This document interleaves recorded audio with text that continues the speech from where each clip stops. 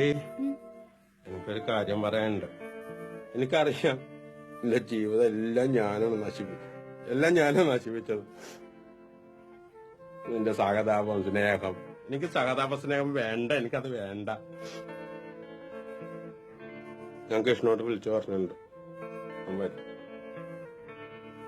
എന്റെ വീട്ടിൽ പോയിക്കൊള്ളണം കേട്ടോ. ഞാൻ പോയിട്ടൊരു കുറച്ച് ദിവസം കഴിഞ്ഞിട്ടേ വരുള്ളൂ. ഞാൻ പോയി വരുമ്പോ നിന്നെ ഇവിടെ കാണാൻ പാടില്ല. നീ അവന്റെ കൂടെ പോയിക്കൊള്ളണം.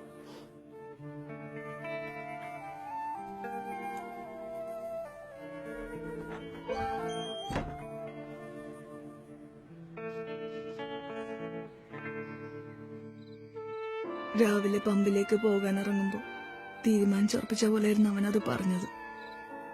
അന്നാണ് എനിക്ക് അവന് വേണ്ടി കൂടി ഒന്ന് കരയണമെന്ന് തോന്നിയത്. കൃഷ്ണ, ഒരു മനുഷ്യജീവിയെ എത്രത്തോളം വേദനിപ്പിക്കാൻ പറ്റുമോ അത്രത്തോളം ഞാൻ അവനെ വേദനിപ്പിച്ചിട്ടുണ്ട്.